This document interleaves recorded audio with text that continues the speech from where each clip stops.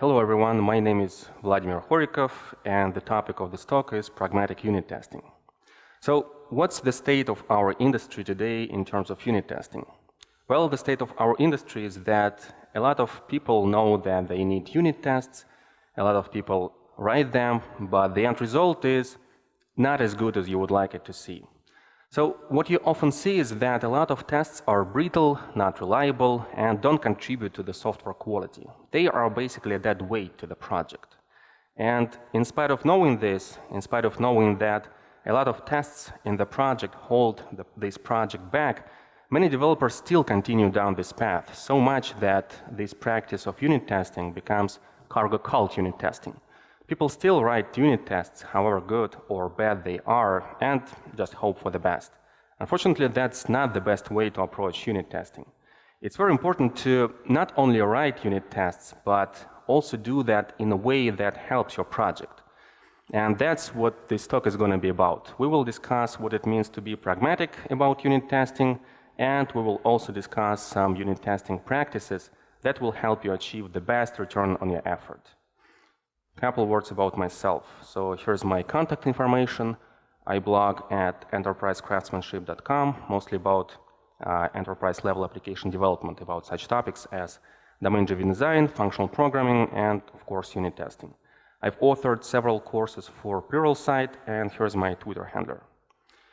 All right, so what's the goal of unit testing? The goal of unit testing, many people think that the goal of unit testing is to improve software design. That is, if you write tests or practice test-driven development, that would automatically lead to better design decisions.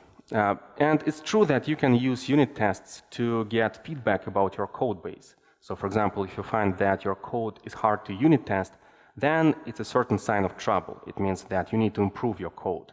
But writing tests in and of itself doesn't automatically lead to better design decisions. If you have some set of tests, that doesn't mean that much.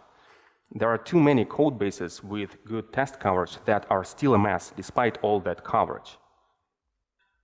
So what's the point then? What's the point in writing all those unit tests? The single most important benefit of having a unit test suite is enabling sustainable growth of your project. Not improving design or anything of that sort. It's making sure that you can sustain the project growth for quite a long time. So that even a couple of years down the road, the developers will still have pretty much the same speed of development as they had at the beginning of the project. A good test suite provides you with a safety net. It provides you with an assurance that you can modify your code base, and this modification will not break any existing functionality. So that you don't have to constantly question yourself, and you don't have to constantly look back. And this gives you a peace of mind. It allows you to move faster, so deliver functionality with a faster pace. And also because you're not afraid of refactoring, you're also able to maintain a low amount of technical debt. This safety net is what allows you to achieve the ultimate goal of unit testing. It allows you to achieve the sustainable growth of your project. You could write application code without tests for a while, and that would even give you some initial performance boost.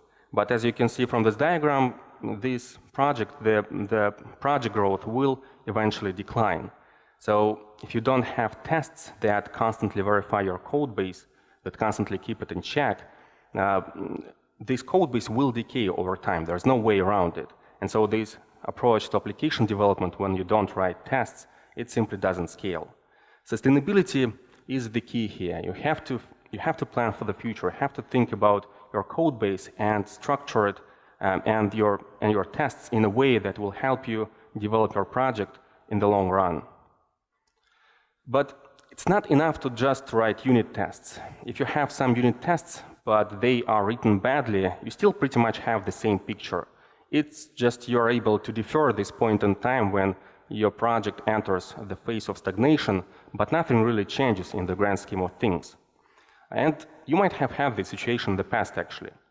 You know, when you start a project from scratch and decide to do everything right this time, and so you write some tests and everything looks good. But after some time, the progress stops anyway. So even with tests, it might take longer for such a project to enter this phase of stagnation, but this phase is still there. 1 year, 2 years max, and the project is basically walking dead. You still may have tests, and you might even run them on each code change, but new features, even some small features, will take like ages to develop, or it may take you a lot of time to stabilize your code base after those new features.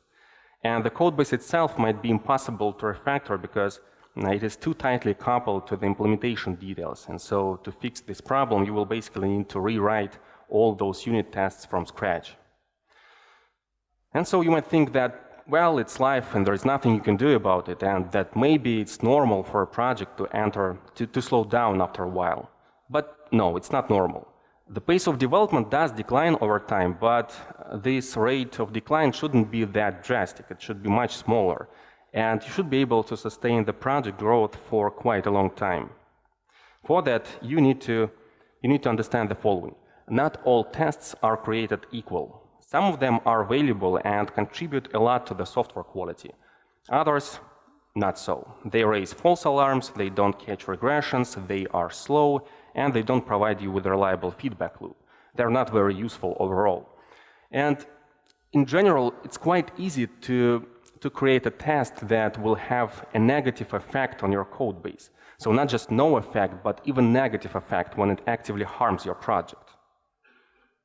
So how to evaluate your test suite then? How can you know that your test suite is doing a job and doing it well? Well, what about coverage metrics? If you have 100% code coverage, then everything is fine, right? Well, no. Coverage metrics are not a good indication of the test suite health. And the funny thing is that coverage metrics are a good negative indicator, but they are a bad positive one. So when a coverage metric shows some bad coverage number, say anything less than 50%, then it's a certain sign of trouble. It means that you're not testing enough. Now that's what I mean by a good negative indicator. So they can indicate something negative with your code base pretty well, with a good precision. But the opposite of that is not true. So even if your coverage metrics show some good coverage metric, some good coverage number, that doesn't mean that much. That doesn't mean anything, actually. Even if you have 100% code coverage, you can still have a horrible test suite that doesn't help your project, but instead actively harms it, damages this project. So how to evaluate the test suite then? Unfortunately, the only reliable way to do that is to take all the tests in this test suite and evaluate them one by one. You need to apply your own personal judgment to do that. That doesn't sound plausible because your personal judgment cannot be automated, and it might take you a lot of time to evaluate all your test suite if you have quite a few of tests in it. But there is no other way. There is no automated way to see how bad or good your test suite is. And so the pragmatic approach to unit testing boils down to this.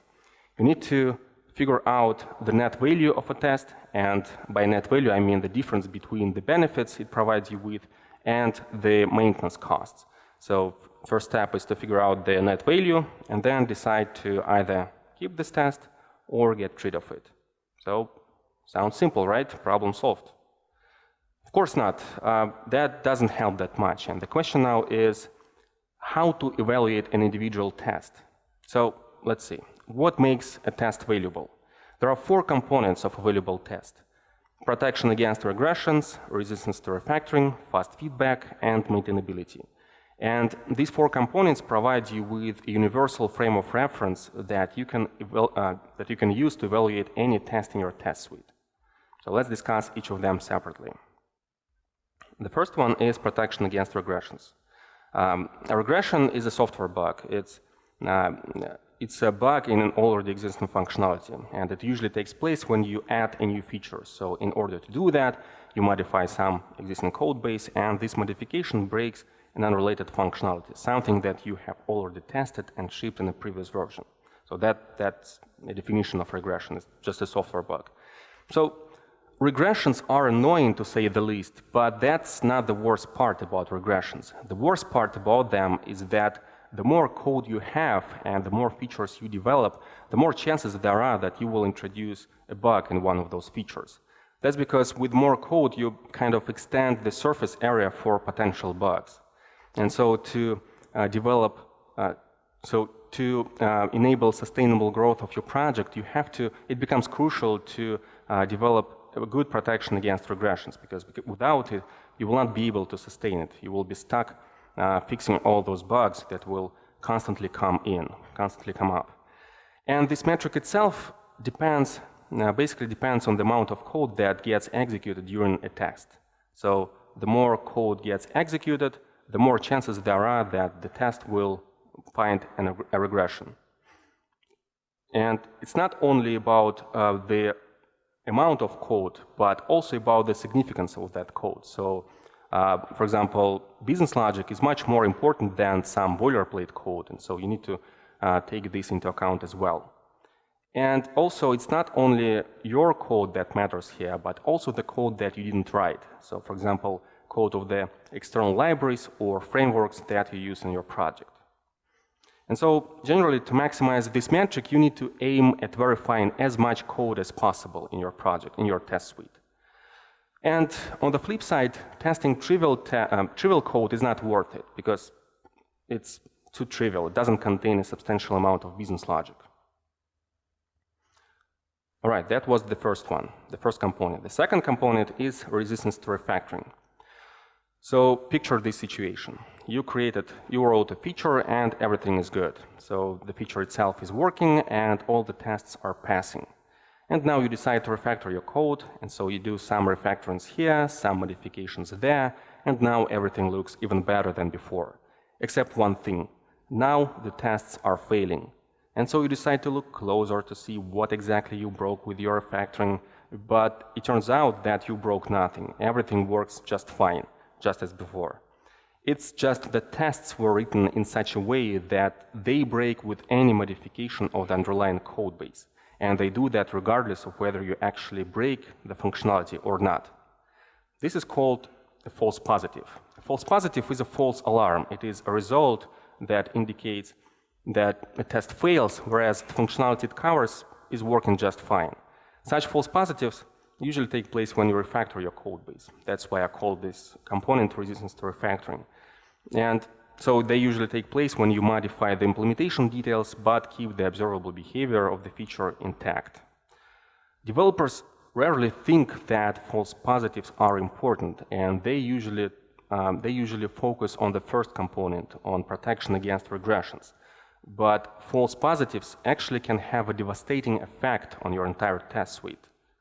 That's because they dilute your ability to quickly spot a problem in code. Over time, you sort of get accustomed to test failures. You get used to the fact that your tests fail with no good reason. And so after some time, you stop paying as much attention to them as before. And you also stop paying as much attention to legitimate failures too. So you start ignoring legitimate failures with all those false alarms. And that leads to losing trust in your code base, in your test suite. And that's not a good situation, because you need to perceive your test suite as a reliable feedback mechanism, as a reliable safety net.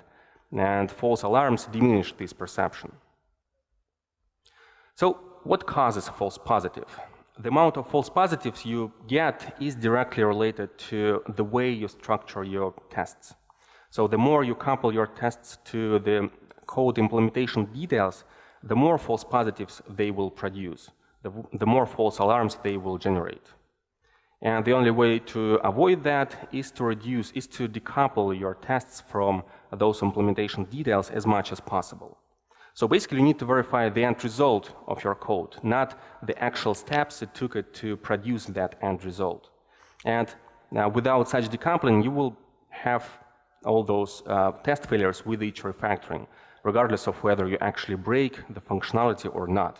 You will still have those test failures. Note that not all false positives are equally harmful. Some of them are actually not that bad. For example, if you add parameter to a method under test, that usually leads to compilation errors, and they are not that bad because they are quite easy to fix. You just follow the compiler and fix any place in the code that it points to. The worst type of false positives are those that seem as though they point to legitimate failures, because those are the hardest to deal with. So here they are, the first two components of available test: protection against regressions and resistance to refactoring. Let's look at them from another perspective. So here is a diagram, 2x2 table, and it shows two possible states of a test and two possible states of the functionality this test covers. So the test itself can either pass or fail, that would be the rows of this table, and the functionality can be either, so it can work either correctly or incorrectly. It can be either correct or broken. That would be the columns of this table. When the test passes and the functionality itself is correct, we say that it is a correct inference. And also when the test fails and the functionality is broken, we also say that it is a correct inference, because we do expect our test to fail when the functionality doesn't work. That would be a true positive. But when the test fails to catch an error, that becomes a problem. And that is a type 2 error. And that is what the first component helps us deal with. It helps us deal with false negatives, basically with bugs. And also we have a symmetric situation when the test fails, but the functionality itself is correct.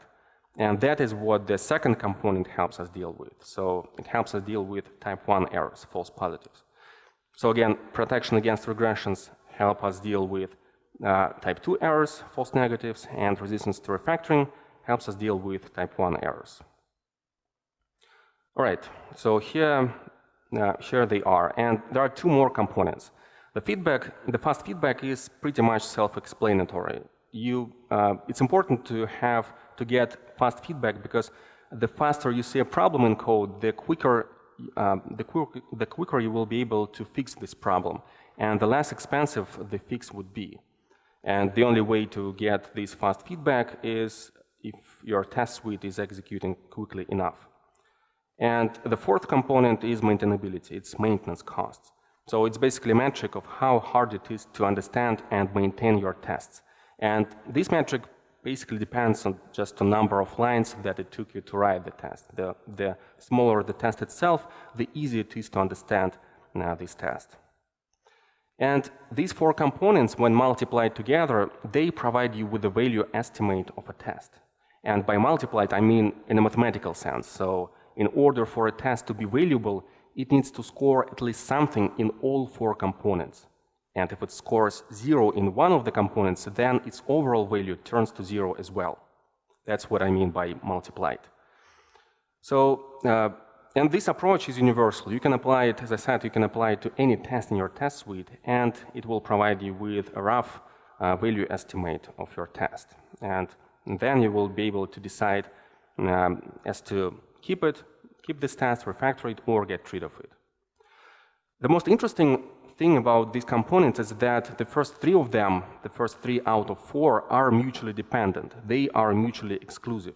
And it's impossible to maximize all 3. You will have to sacrifice one of them in order to maximize the other 2. So let's take some examples. We will start with end-to-end tests. End-to-end tests are tests that verify your application end-to-end. They verify everything, including the UI, the code base, the database, and probably even some external services that your project uses. End-to-end tests provides the best protection against regressions. That's because they go through a lot of code when executing. That code includes, obviously, your code, but also the code that you didn't write, the code of the external libraries and frameworks.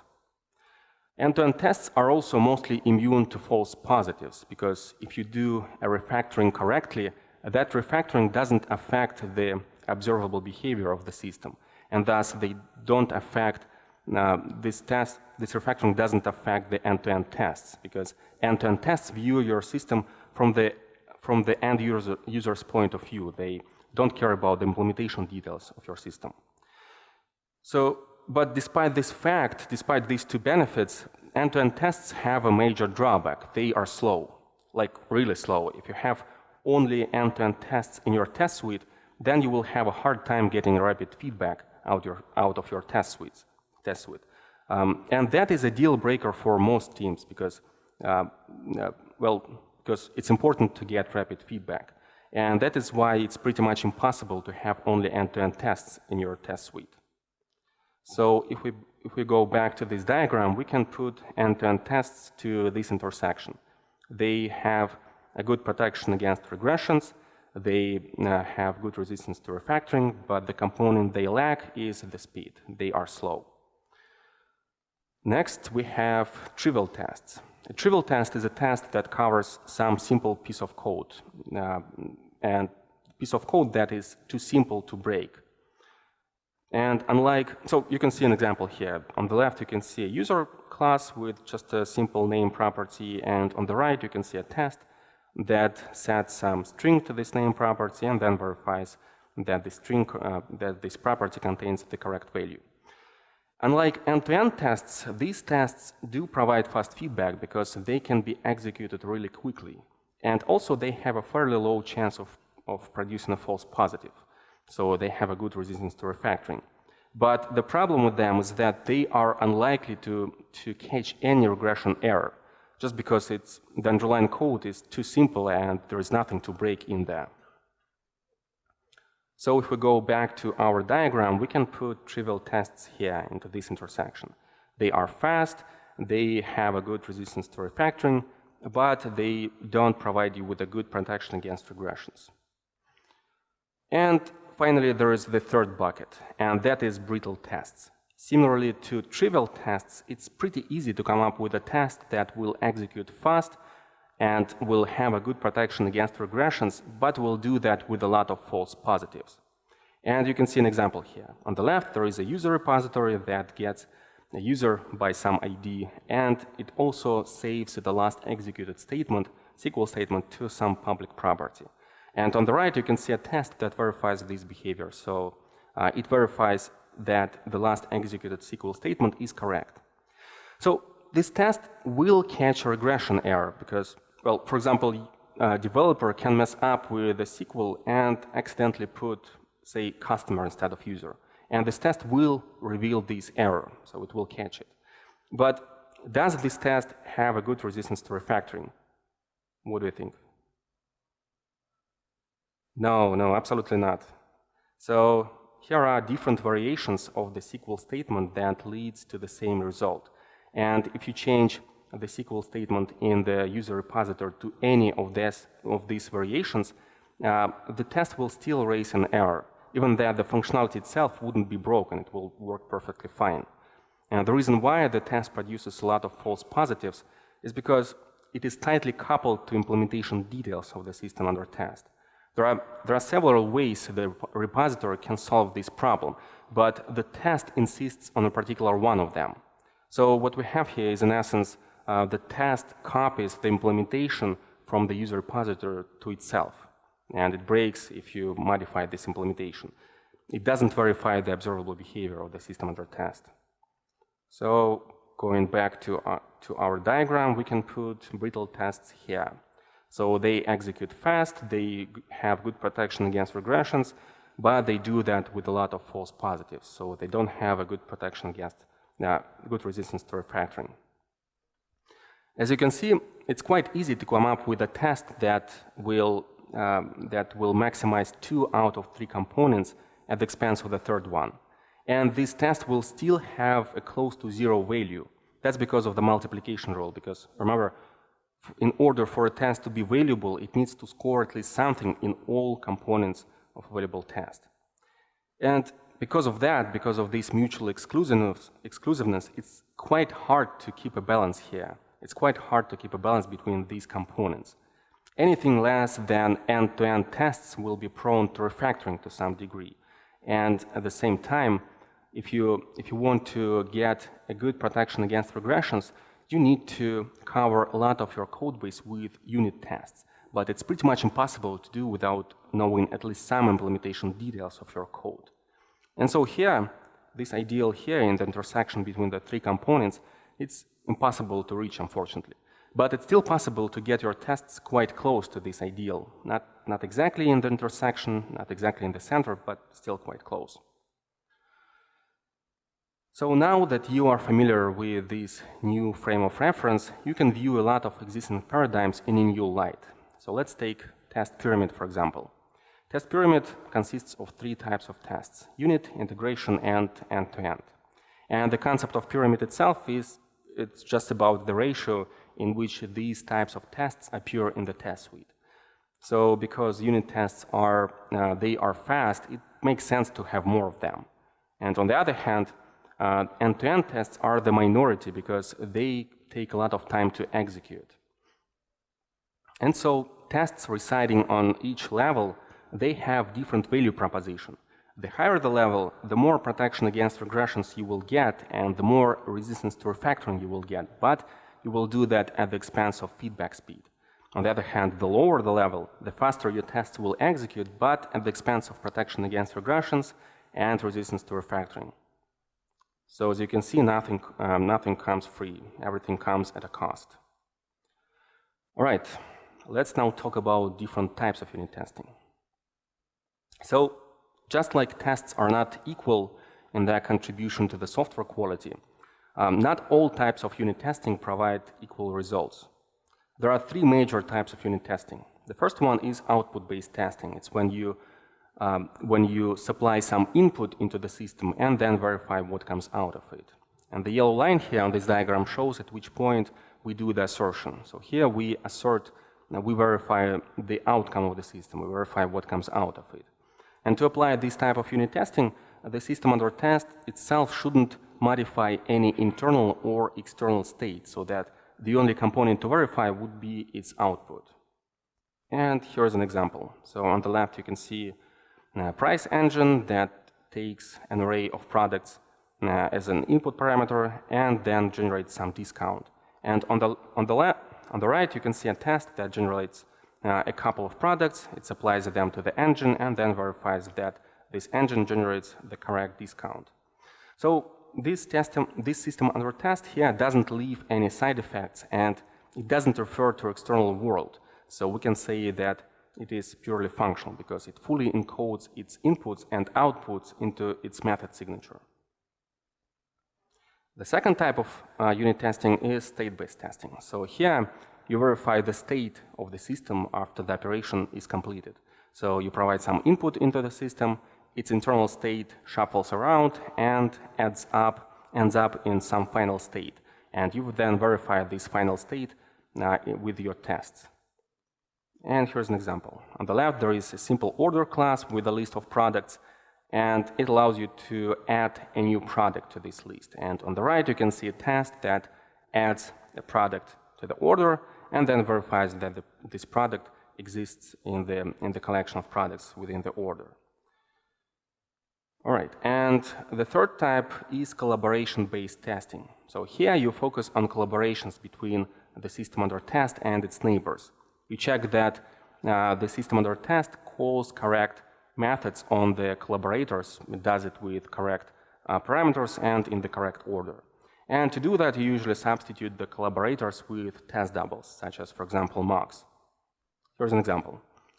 On the left, there is an order service that submits an order to the database, and on the right, there is a test that verifies this behavior. So it creates an order, mocks the iDatabase interface, and then verifies that the order service calls the save method on this interface. All right. So here are the 3 types of unit testing and the 4 components of available test.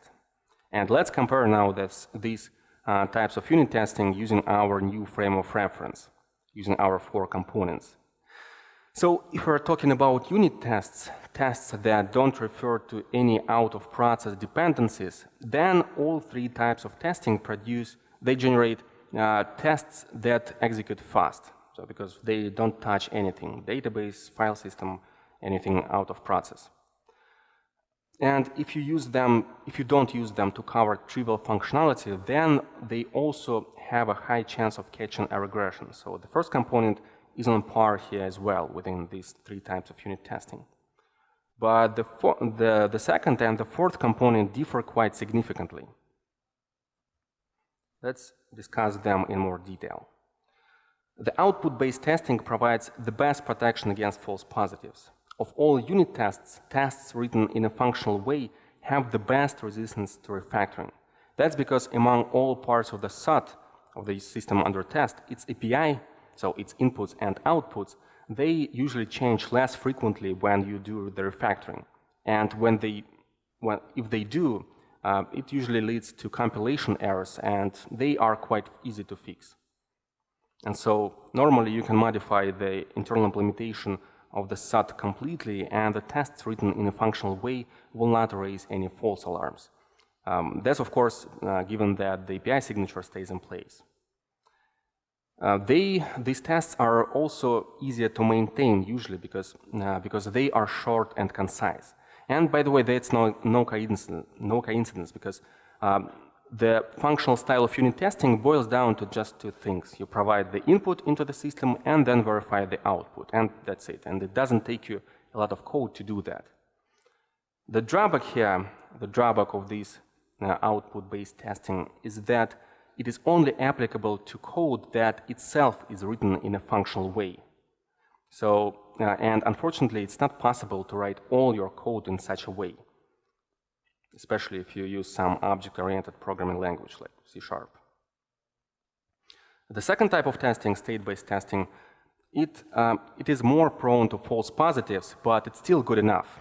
And you just need to make sure that you verify the API of the system under test and don't expose any implementation details of the system under test. You don't violate its encapsulation.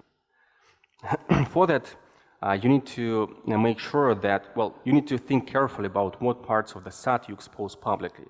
So you shouldn't reveal the implementation details. And that means that you need to, well, your tests basically need to copy the behavior of the production code. They should act exactly as production code. And they shouldn't have any special privileges. And so as long as the SOT's encapsulation is not violated, state-based testing is close enough to output-based testing. It's still unlikely to produce false positives, and the maintenance costs of such tests are not that high. So the assertion part tends to be bigger because you might have a lot of state to verify, but it's usually manageable as well. And with the collaboration-based testing, the situation is more complicated.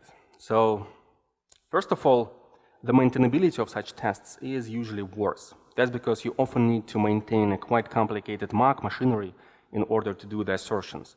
And all those mocks, they take a lot of space and they don't help with the test readability. And second, resistance to refactoring or protection against false positives, it can be much worse. And that's because the collaboration-based testing, it tends to couple your tests to implementation details of the SOT. There's more nuance than that, actually. So remember, we discussed that the false positives are usually a result of coupling tests to implementation details. And so to avoid that, you need to decouple your tests from those implementation details as much as possible and instead verify the observable behavior of your system. So let's discuss what that means exactly. So let's take a typical enterprise-level application and represent it in a hexagonal form. At the core of it, there is domain model or business logic. That's basically the same thing. Outer layer here represents the application services layer. And that layer coordinates the work between the domain model and the external world. So it sits on top of the domain model. And the application itself can talk to multiple external applications. For example, message bus, third-party systems, or an SMTP service. So, what would be the observable behavior of such a system? So, the observable behavior of any piece of code is, by definition, the behavior that its clients can observe. So let's take the domain model, for example. Who is the client of this model? Well, it's application services layer. And so the observable behavior of the domain model would be the things that the application services layer can see and work with. So that would be the domain model's public API. And now the question to you, what would be the observable behavior of the application services layer, the layer that sits on top of the domain model? What do you think?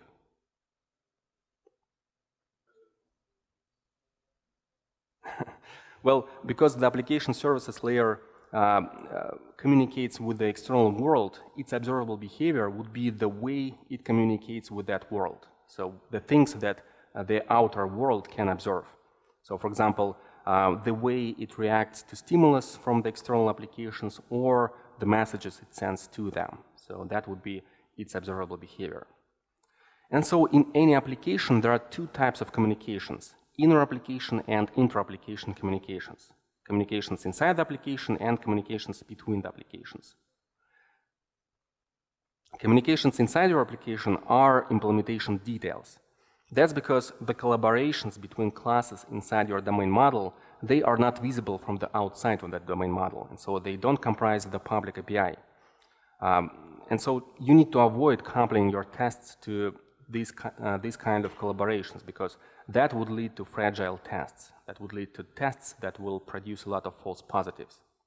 But communications between applications is a different matter. So unlike communications inside applications, the way your application talks to outside world does comprise its public API. So you can say that it is part of its contract, it's part of its post conditions. This distinction stems from the way different applications evolve together. So one of the main principles of such an evolution is maintaining backward compatibility. Regardless of how many refactorings you do, the way your application talks to external applications should always remain the same, so that the other applications can still understand it. For example, if you work with a message bus, the messages, or rather the structure of the messages that your application puts on that bus, it always should stay the same, so that the other application can still parse them. Or let's say that you work with a payment gateway. Then, regardless of how many refactorings you do, your application should still call the same URL within that payment gateway and with the same payload, so that you always charge the same amount of money within the same use case. And collaboration-based testing can be beneficial here because it allows you to do exactly that. It allows you to verify the communication pattern between your application and external applications. And the tests that you will get as a result, they don't couple to implementation details because this type of communication is observable from the outside world and it does comprise the application's public API. So, right, but this is not the case for communications inside the application. And this difference between inner application and inter application, it is crucial. It's very important. So it is one of the main reasons why people fail at unit testing. They often build these complicated mock machineries and start applying it to everything, to communications between applications, communications inside the application, to everything. But mocks can they have only a restricted area of applicability, and that is verifying the communications between your application and external applications. And that's it. If you use them for anything else, you are doing it wrong. So let's take some examples. Here on the left, you can see an order class that, while adding a product, it notifies the user that it needs to update its last bought product. And on the right, you can see a test that verifies this behavior. So it verifies that the order calls this update last bought product method on the user. And this is an example of a fragile test because communication between the order and the user domain classes, it is not observed from the outside of the domain model, and so it is not part of its public API.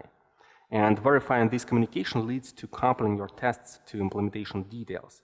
So what you get here essentially is the situation when those implementation details are now set in stone, so to speak, and any attempt to refactor those details will lead to test failures. So in other words, your tests now, this test doesn't have a good protection, good resistance to refactoring, because that's a collaboration inside the application. And here's another example. On the left, there is this order service that has an iPayment gateway interface as a dependency.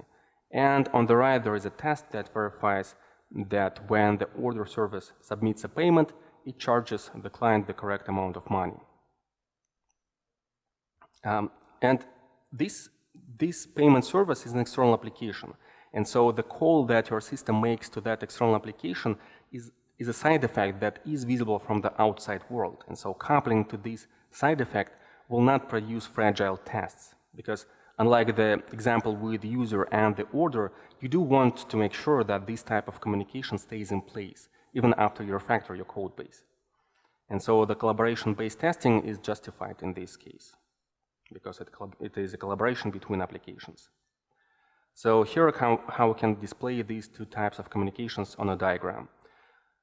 As you can see, the call between the domain classes, between the user and order domain classes, resides inside the domain model. And so it is an implementation detail. But the call to charge payment goes to another application, and so it is not an internal implementation detail. So that's an important difference between these types of communications. All right, so to summarize these three types of unit testing, the most valuable one is output-based testing. So tests written in a functional way are the most valuable asset in your test suite. If they cover non-trivial amount of code, they give you a good protection against regressions. And also they produce the least amount of false positives among all unit tests. So the only kind of tests that produce even fewer false positives is integration or end-to-end tests. The problem with them is that it's rarely possible to have only these kind of unit tests in your test suite because, as I said, the underlying code itself should also be written in a functional way. It shouldn't have any side effects, and it's impossible to have only functional code in your code base. But still, it's a good idea to adhere to this style of unit testing as much as possible, wherever you can. State-based testing is the second best approach, the second best choice in many cases. But you need to just make sure that you verify the public API of the system under test and you don't expose any implementation details of the system under test. So, for example, you shouldn't make state public that would otherwise remain private. So you shouldn't do that just for the sake of unit testing. And finally, collaboration-based testing is good when you verify collaborations between applications, between your application and external applications, but it is bad when you verify collaborations inside the application, inside the domain model. The general guideline here is this. The further away you take your tests from the implementation details, the better. And what it means is that you need to verify the end result, the observable behavior of the system under test, and not its internal implementation details. All right, so as you might guess, the most important takeaway from this talk is this difference between inner and inter-application communications. Not because it's difficult or particularly hard to understand, it's just many developers don't make this distinction. But at the same time, like I said, this distinction is crucial for your tests. It can make or break your entire test suite. And so I'd like to give you an example here. This example is from the book Growing Object-Oriented Software Guided by Tests.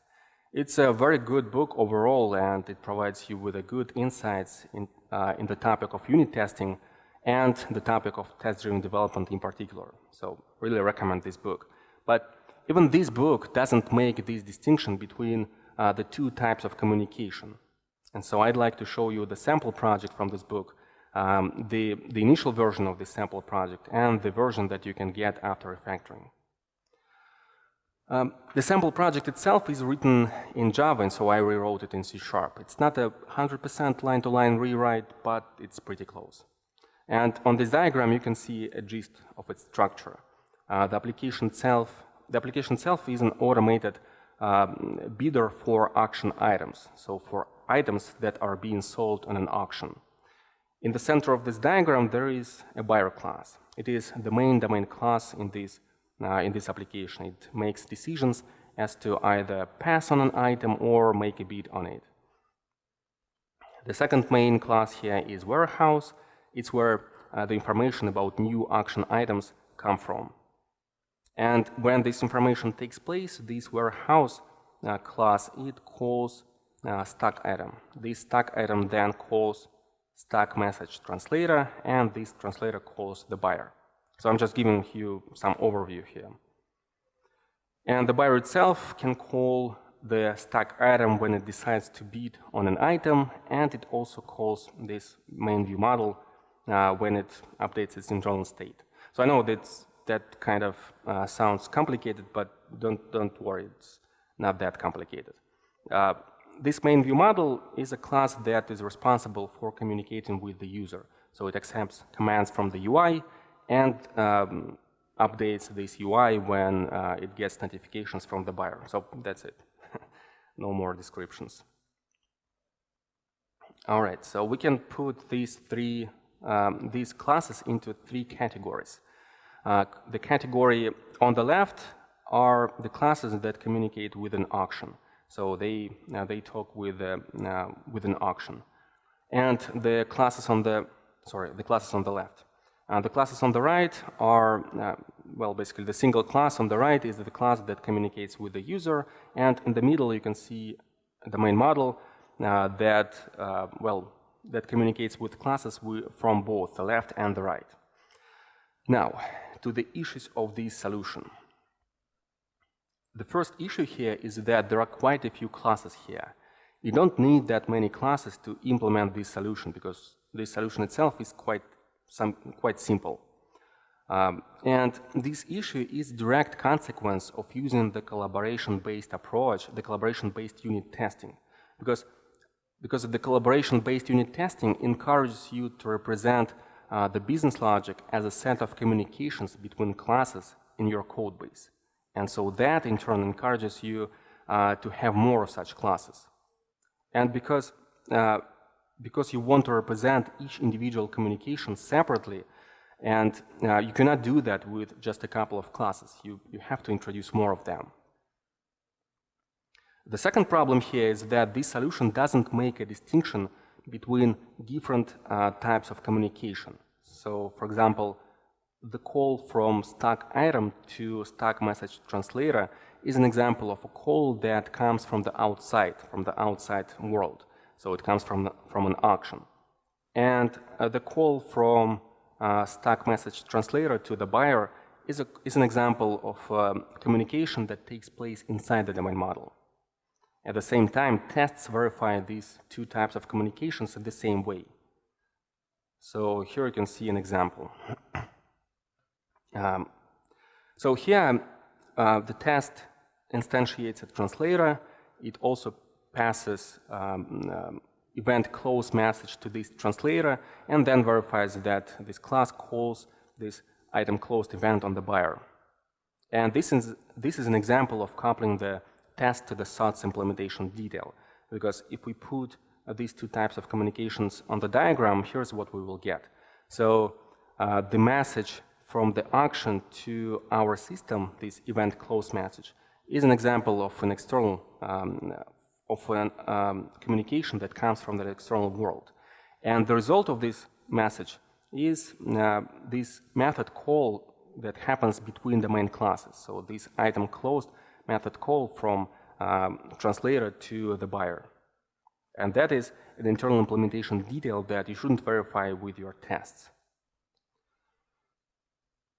So what's the alternative here? How can we refactor it? So the alternative here is to represent the buyer as a state machine that accepts events from the auction and then generates some commands. And this command then will go back to the auction and will bid on separate items. So here how the overall architecture will look like.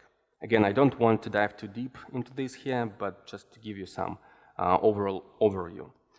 So on the bottom, so we now have the domain model on the bottom here, and all the communications now go inwards in the domain model, so to the domain model. The domain model itself now doesn't communicate with the auction or with the user. And this communication is now a responsibility of a separate application services layer, this buyer view model class. And here's how we can refactor the test. So this is the initial version of the test. Again, what it does is it passes this event close message to the translator and then verifies that this translator calls the item closed method on the buyer. This is the initial version. And this is the final version. So here the test creates a buyer in some particular state, then passes an event to this buyer, and then checks checks the resulting command and checks the state of this buyer. So in this particular case, we don't expect that the buyer will react to the closure of the auction, because we don't expect it to send any messages back to auction when the auction closes. And also the state of the buyer should transition to closed as well. So here what we did is we transitioned our test from the use of collaboration-based testing to the use of output-based and state-based testing. So now we don't verify the implementation details of the SOT and instead use its public API to do that. So that's just one example of a test that we refactored, and I have an in-depth analysis of this initial version and the alternative version in my blog post, and this is the first link here. The other two links are some thoughts about when to use mocks and about how to do that properly. So basically you need to verify the collaborations at the edges of the system as far to them as possible. All right, so let's summarize. The components of available tests. So we discussed the components. They are protection against regressions, resistance to refactoring, fast feedback, and maintainability. And together they provide you with a universal frame of reference that you can use to analyze any test in your test suite. And also we discussed 3 types of unit testing: output-based, state-based, and collaboration-based testing. The most important, the most valuable of which is output-based testing. We also discussed the observable behavior, the difference between the observable behavior and implementation details, and we discussed when to use mocks. So you need to use them to verify collaborations between applications, but not inside applications. All right, that's all I have. Thank you.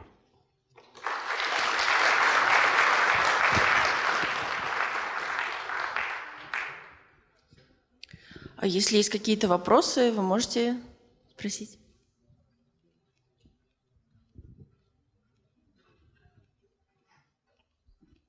Спасибо большое за презентацию, очень интересно было. Вот у вас там был слайд, на котором было показано, ну и вы рассказывали про то, как в системе, где много тестов, считать метрики и избавиться от ненужных, да, то есть вычленить те, которые не нужны, которые там, не вносят какую-то ценность. А вот можете ли вы дать какие-то рекомендации по процессу обратного, то есть когда есть проект, в котором вообще нет тестов, ну это зачастую какие-то стартапы, да, которые не имеют изначально там достаточно ресурсов для того, чтобы писать тесты, да, и вот какие-то рекомендации по тому, как начать писать тесты, как отобрать те тесты, которые вот нужны будут, как какие-то, может быть, из своей практики. Это сложно, это сложно. Да, это сложно, поэтому я спрашиваю. Отдельно, ну, я к тому, что это сложно писать вот в течение даже 7 минут. Есть отдельная книжка на эту тему Майкла Fathers, Working with Legacy Systems. Вот. Она дает хорошие начальные входные вот рекомендации по тому, как это делать. Вот. Но вообще, если проект был написан таким образом, что у него сильный coupling between different components, sorry, Okay. В общем, high coupling between different components. Если проект был изначально так написан, то довольно сложно потом сделать так, чтобы просто на него написать тесты без рефакторинга. То есть вам придется, скорее всего, переписывать какую-то часть этого проекта, ну, как минимум какую-то часть, возможно, вообще весь код. Потому что, когда нет тестов, то ничто вас не ограничивает в том, чтобы написать такой вот спагетти-код. Вот, и поэтому тут очень сильно разнится подход в зависимости от того, насколько хорош ваш код был изначально до этого. То есть, если код более-менее хороший, то вы можете просто написать тесты, ну и, собственно, будет работать более-менее. Вот, если код плохой, то здесь подход может быть, я имею в виду юнит-тест написать в первом случае. Во втором случае, если код плохой, то вам придется, скорее всего, начинать с end-to-end тестов, потому что другие тесты у вас не получится написать. Вот, и потом, после того, как у вас будет кое-какое покрытие, как минимум кое-какое покрытие этими end-to-end тестами, вы уже начинаете рефакторить ваш код. Вот, и с этим рефакторингом добавляете уже юнит-тесты. Вот, я бы так подошел. Спасибо. Спасибо за доклад. Такой вопрос вот по поводу того, как найти баланс с тестами. Вот если представить типичное как раз enterprise приложение, которое использует какой-нибудь heavy orm, типа entity framework, Hibernate, и буквально каждая операция — это операция, которая в конечном счете отражается в базу данных, то вот как правильно заходить с тестами в приложение? Получается, если мы тестим с уровня домена, то это не тестирование через public API, это тестирование каких-то вот атомарных операций. И от него не возникает ощущение того, что мы действительно протестили все. Если мы тестируем с уровня, который уже мы зацепляем Data Access Layer, то тут возникает другая проблема, что вот эти heavy orm, их достаточно трудно закрыть каким-то моком, который действительно заменяет реализацию. То есть, даже вот моки, которые написаны как отдельные библиотеки, они не отражают действительно всю сложность орма. А если мы пишем какую-то свою in-memory реализацию, то iQueryable просто протекает настолько, что мы не можем написать адекватную замену. И мы, если пытаемся мокать, то мы все равно очень важную часть приложения выносим за рамки тестов. Вот то, что вы говорили, чем больше кода мы запускаем тестом, тем лучше. Если мы не запускаем ORM, то мы теряем кучу особенностей поведения. У того же Entity Framework их просто десяток примеров можно прям сходу привести. Да. А если мы тестируем на реальной базе, то мы получаем тогда тяжелый тест-сьют, который выполняется долго, со всеми вытекающими. И вот как вот этот баланс найти? Может, у вас есть какой-то опыт? Да, большой опыт в этом. В общем, я рекомендую так подходить. То есть оба типа тестов нужны. То есть вам нужны и интеграционные тесты, которые будут зацеплять и ORM, и базу данных вместе. Таких тестов, естественно, будет меньше, тест пирамид. И вам нужны юнит-тесты. Юнит-тесты нужно делать на доменную модель, которая работает в изоляции от всего остального мира. То есть вчера были доклады хорошие по ДДД. Нужно доменную модель строить таким образом, чтобы она была как можно более изолирована from the outside world. И таким образом вы сможете ее протестировать отдельно. То есть не нужно будет тогда мокать ничего, просто тестируйте ее как нечто отдельно изолированное. Это раз. То есть, во-первых, юнит-тесты должны быть на доменную модель, то есть заход самой доменной модели. И во-вторых, да, вы правы, что без интеграционных тестов сложно достичь достаточно хороший confidence, потому что у вас не будет уверенности в том, что ваше приложение работает достаточно хорошо. И поэтому интеграционные тесты тоже нужны. То есть те тесты, которые работают и с ORM-кой, и с базой данных. То есть здесь я бы не рекомендовал мокать ничего вообще.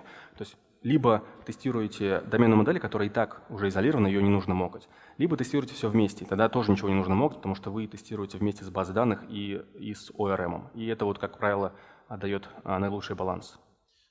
Спасибо. И тогда другой вопрос получается. Если приложение, которое, в общем-то, я к таким же выводам пришел изначально, но если приложение, в нем буквально все операции, они работают через базу, то мы получаем два набора тестов, которые во многом повторяют друг друга. Просто один через уровень дал это делает, если у вас, уже ниже. Да, если у вас доменная модель простая, и там никакое особое ветвление по логике нету, если там все просто, цикломатическая комплексити тоже маленькая, то нет смысла писать тогда домены, нет смысла писать особо юнит-тесты. На такую конкретно, на такую область предметную стоит просто написать интеграционные тесты и все. А какие-то тогда варианты, как время запуска сжимать? То есть у нас как раз проект подошел к той фазе, когда время запуска 1500 тестов 15 минут. Это уже достаточно критично получается. И как масштабироваться дальше, просто не знаем. Тут разные варианты возможны. То есть, во-первых, нужно локальную базу всем девелоперам, если еще нету, чтобы каждый на своей локально запускал, не считая CI деплоймента. И, возможно, придется разбить проект. То есть, если 1500 тестов, то это говорит о том, что проект уже, скорее всего, большой и надо разбивать. То есть, как минимум, чтобы это был, возможно, не микросервисы, но один проект монолитный, но при этом, чтобы были в нем разные выделенные bounded contexts. И для них тогда вы уже с ними будете работать отдельно, с отдельным solution, с одним bounded контекстом, с другим, и для них будут отдельные тесты. То есть тесты по группам просто запускать? Да. Понял, спасибо большое.